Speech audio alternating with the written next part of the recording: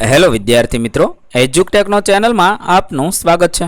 આજે આપણે શીખીશું ધોરણ 6 વિષય સામાજિક વિજ્ઞાનની તારીખ 17/8/2026ના રોજ લેવાનારી પ્રથમ ત્રિમાસિક કસોટીના મોડલ પ્રશ્નપત્રનું સોલ્યુશન। વિદ્યાર્થી મિત્રો, અહીં આપેલું પ્રશ્ન પેપર માત્ર નમૂનારૂપ છે। તેના આધારે તમે પરીક્ષાની તૈયારી કરી શકો છો। પરીક્ષાની અંદર આ જ પેપર પૂછાશે નહીં। તો ચાલો શીખીએ તારીખ 17/8/2026ના ત્રિમાસિક કસોટીના મોડલ પ્રશ્નપત્રનું સોલ્યુશન। વિદ્યાર્થી મિત્રો, આપેલ પ્રશ્નપત્ર 40 ગુણનું રહેશે, સમય 2 કલાકનો રહે છે અને પ્રકરણ નંબર 1, 2 અને 4ના પ્રશ્નોનો સમાવેશ આ કસોટીમાં કરવામાં આવ્યો છે। તારીખ 17/8/2026ને સોમવારના રોજ લેવાનારી ત્રિમાસિક કસોટીના પ્રશ્નપત્ર માટે ખૂબ જ ઉપયોગી બનશે। પ્રશ્ન નંબર 1, નીચે આપેલ પ્રશ્નોના આપેલ વિકલ્પોમાંથી સાચો જવાબ શોધીને લખો। 1. નીચેના પૈકી કયું અંગ નકશાનું અંગ નથી? 4 ઓપ્શન આપેલા છે। જવાબ થશે સી, દસ્તાવેજ એ નકશાનું અંગ નથી। 2. યુનાઇટેડ નેશન્સ દ્વારા વિશ્વ મહાસાગર દિવસ ક્યારે ઉજવવામાં આવે છે? 4 ઓપ્શન આપેલા છે। સાચો જવાબ થશે બી, 8 જૂને ઉજવવામાં આવે છે। સવાલ નંબર 3, આપણા દેશમાં નેશનલ મ્યુઝિયમમાં ક્યાં આવેલ છે? 4 ઓપ્શન આપેલા છે। સાચો જવાબ થશે બી, દિલ્હીમાં આવેલ છે। સવાલ નંબર 4, જમીનના એક મોટા ભૂમિભાગને શું કહેવામાં આવે છે? 4 ઓપ્શન આપેલા છે। સાચો જવાબ થશે બી, ભૂખંડ કહેવામાં આવે છે। સવાલ નંબર 3, નીચેના વિધાનો ખરા છે કે ખોટા તે લખો। જો વિધાન ખોટું હોય તો સાચું વિધાન ફરીથી લખવાનું છે। 1. નકશામાં ટોચ ઉપર ઉત્તર અને ઘડિયાળના કાંટાની દિશામાં ફરતી 4 દિશાઓ દર્શાવવામાં આવે છે। વિધાન સાચું છે। 2. મહાસાગરો અને ખંડો પર્યાવરણના મહત્વપૂર્ણ ભાગો છે। વિધાન સાચું છે। 3. પૃથ્વી પરનો મોટા ભાગનો ઓક્સિજન જંગલમાંથી મળે છે। વિધાન ખોટું છે। પૃથ્વી પરનો અડધાથી વધુ ઓક્સિજન મહાસાગરોની વનસ્પતિ દ્વારા ઉત્પન્ન થાય છે। 4. વિશ્વભરમાં યહૂદી કેલેન્ડરનો ઉપયોગ કરવામાં આવે છે। વિધાન ખોટું છે। વિશ્વભરમાં ગ્રેગોરિયન કેલેન્ડરનો ઉપયોગ કરવામાં આવે છે। ત્યારબાદ પ્રશ્ન નંબર 4, નીચે આપેલ પ્રશ્નોના 1-2 શબ્દમાં જવાબ લખો। 1. પૃથ્વી કયા કયા જીવોથી ઘેરાયેલી છે? તો પૃથ્વી ભૂચર અને જળચર જીવોથી ઘેરાયેલી છે। 2. નકશાના મુખ્ય ઘટકો કેટલા અને કયા કયા છે? નકશાના મુખ્ય 3 ઘટકો છે: અંતર, દિશા અને રૂઢ સંજ્ઞાઓ। 3. મહાસાગરો વિના પૃથ્વી કેવી બની જાય છે? મહાસાગરો વિના વરસાદ ન પડે તો પૃથ્વી રણ પ્રદેશ જેવી બની જાય છે।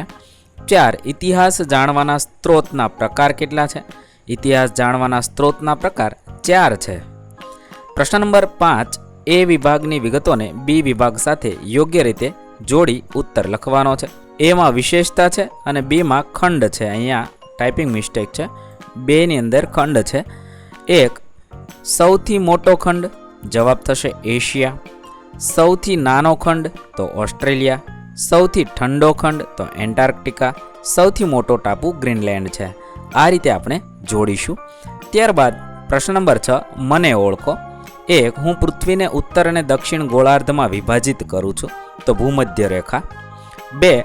હું વિશ્વનો સૌથી મોટો મહાસાગર છું અને પૃથ્વીના બંને ગોળાર્ધમાં ફેલાયેલો છું, તો પેસિફિક મહાસાગર। 3. નકશામાં હું રસ્તા, રેલવે કે નદીને સીધી રીતે દોરવાને બદલે ચોક્કસ સંજ્ઞાઓ કે ચિત્રો દ્વારા દર્શાવું છું, તો રૂઢ સંજ્ઞાઓ। 4. હું એવો ભૂમિભાગ છું કે જે ઉત્તર અને દક્ષિણ એમ બંને અમેરિકાને એક સાંકડી પટ્ટીથી જોડું છું, તો પનામા। આ રીતે આપણે જવાબ લખીશું। ત્યારબાદ પ્રશ્ન નંબર 7, નીચે આપેલા પ્રશ્નોના 2-3 વાક્યમાં જવાબ લખો। 1. સાહિત્યિક સ્ત્રોતમાં કયા કયા સ્ત્રોતનો સમાવેશ થાય છે?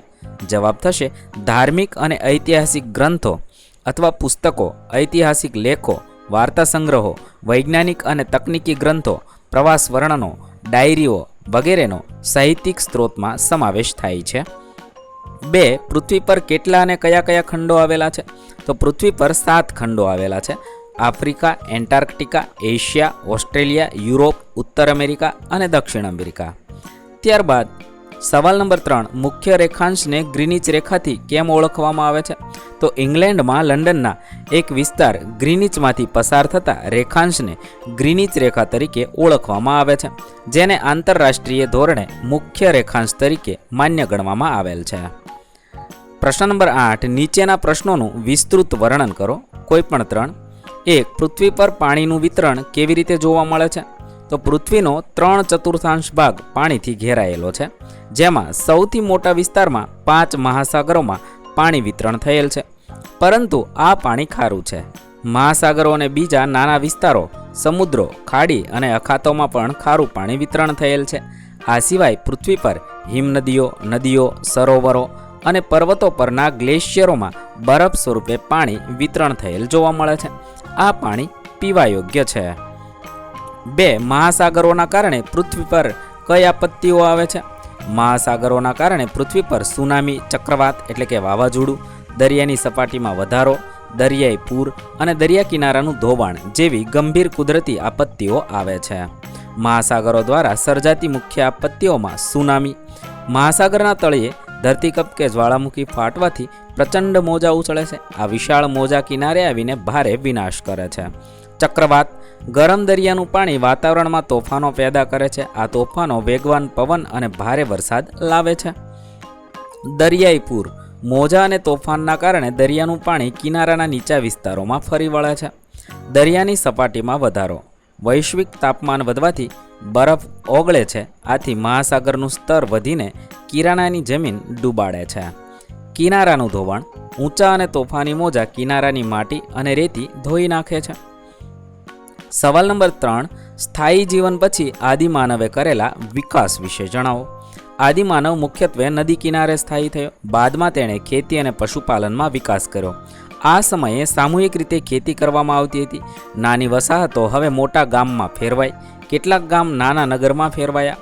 ધાતુઓના ઉપયોગની તકનીક શોધવામાં આવતા દૈનિક ઉપયોગની વસ્તુઓ, ટકાઉ સાધનો અને આભૂષણો બનાવવાનું સરળ બન્યું.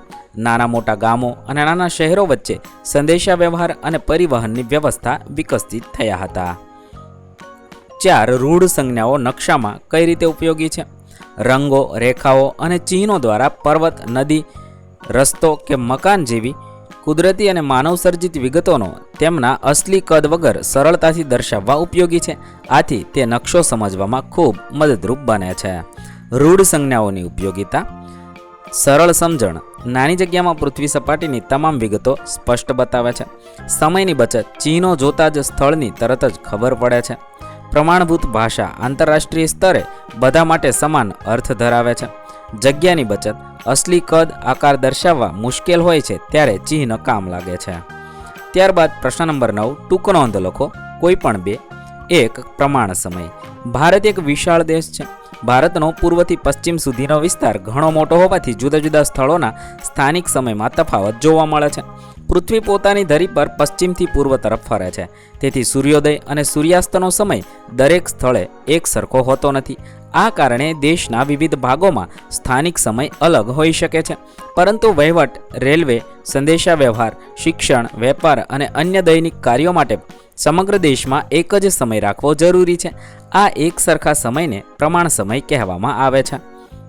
પ્રમાણ સમયનો અર્થ: કોઈ દેશ અથવા વિશાળ પ્રદેશમાં વ્યવહાર અને વહીવટની સરળતા માટે ચોક્કસ પ્રમાણભૂત રેખાંશના આધારે નક્કી કરવામાં આવેલ એક સરખા સમયને પ્રમાણ સમય કહેવામાં આવે છે. કોઈ દેશના મધ્યભાગમાંથી પસાર થતી રેખાંશ રેખાને પ્રમાણ રેખાંશ તરીકે પસંદ કરવામાં આવે છે. તેના આધારે સમગ્ર દેશમાં પ્રમાણ સમય નક્કી કરવામાં આવે છે. ભારતનો પ્રમાણ સમય: ભારત માટે 82°30 પૂર્વ રેખાંશને પ્રમાણ રેખાંશ તરીકે સ્વીકારવામાં આવ્યો છે. આ રેખાંશ ઉત્તર પ્રદેશના મિર્ઝાપુર નજીકથી પસાર થાય છે. આ રેખાંશના આધારે સમગ્ર ભારતમાં એક જ સમય ગણવામાં આવે છે. તેને ભારતીય પ્રમાણ સમય એટલે કે ઇન્ડિયન સ્ટાન્ડર્ડ ટાઈમ IST કહેવામાં આવે છે. ભારતીય પ્રમાણ સમય ગ્રીનિચ સરેરાશ સમય કરતાં 5 કલાક ને 30 મિનિટ આગળ છે. એટલે જ્યારે ગ્રીનવિચ ખાતે બપોરના 12 વાગ્યા હોય તો ભારતમાં સાંજે 5:30 વાગ્યા હોય છે. પ્રમાણ સમયની જરૂરિયાત: ભારતનો વિસ્તાર પૂર્વથી પશ્ચિમ તરફ ઘણો મોટો છે. ગુજરાત, રાજસ્થાન અને પશ્ચિમ ભારતની તુલનામાં આસામ, અરુણાચલ પ્રદેશ અને પૂર્વોત્તર ભારતના વિસ્તારોમાં સૂર્ય વહેલો ઉગે છે. જો દરેક સ્થળ પોતાનો સ્થાનિક સમય વાપરે તો સમગ્ર દેશમાં સમયની વ્યવસ્થામાં ઘણી મુશ્કેલીઓ ઊભી થાય છે. ઉદાહરણ તરીકે, એક રાજ્યમાં શાળા સવારે 8 વાગે શરૂ થાય અને બીજા રાજ્યમાં પણ ઘડિયાળ મુજબ 8 વાગે શરૂ થાય, પરંતુ બંને સ્થળે સૂર્યપ્રકાશની સ્થિતિ અલગ હોઈ શકે છે. તેથી સમગ્ર દેશમાં એક સરખો સમય રાખવો જરૂરી બને છે. પ્રમાણ સમયના લાભ. પ્રમાણ સમયના કારણે સમગ્ર દેશમાં સમયની એકરૂપતા જળવાય છે. રેલવે અને બસોના સમયપત્રક બનાવવામાં સરળતા રહે છે. હવાઈ પરિવહન, ટેલિફોન, ટેલિવિઝન, બેન્કિંગ અને સરકારી કામકાજમાં સમયની ગેરસમજ થતી નથી. વેપાર અને ઉદ્યોગોમાં પણ વિવિધ રાજ્યો સાથે કામકાજ કરવામાં સરળતા રહે છે. શાળા, કચેરી અને અન્ય સંસ્થાઓના સમય નક્કી કરવામાં પણ પ્રમાણ સમય ઉપયોગી થાય છે. સ્થાનિક સમય અને પ્રમાણ સમય વચ્ચેનો તફાવત. સ્થાનિક સમય કોઈ ચોક્કસ સ્થળના રેખાંશ અને સૂર્યની સ્થિતિના આધારે નક્કી થાય છે. તેથી જુદા જુદા રેખાંશ પર આવેલા સ્થળોનો સ્થાનિક સમય અલગ હોય છે, જ્યારે પ્રમાણ સમય સમગ્ર દેશ અથવા પ્રદેશ માટે એક સરખો રાખવામાં આવે છે. ભારતમાં અમદાવાદ, મુંબઈ, દિલ્હી, કલકત્તા અને ચેન્નાઈ જેવા શહેરોના સ્થાનિક સમયમાં થોડો તફાવત હોઈ શકે છે, પરંતુ ઘડિયાળમાં તેઓ ભારતીય પ્રમાણ સમય મુજબનો સમય દર્શાવે છે. રેખાંશ અને સમયનો સંબંધ. પૃથ્વી 24 કલાકમાં 360 ડિગ્રી ફરે છે. તેથી એક અંશ રેખાંશનો તફાવત આશરે 4 મિનિટના સમયના તફાવતનો દર્શાવે છે. પૂર્વ તરફ જતા સમય આગળ વધે છે, જ્યારે પશ્ચિમ તરફ જતા સમય પાછળ રહે છે. આ સિદ્ધાંતને આધારે પ્રમાણ સમય નક્કી કરવામાં આવે છે.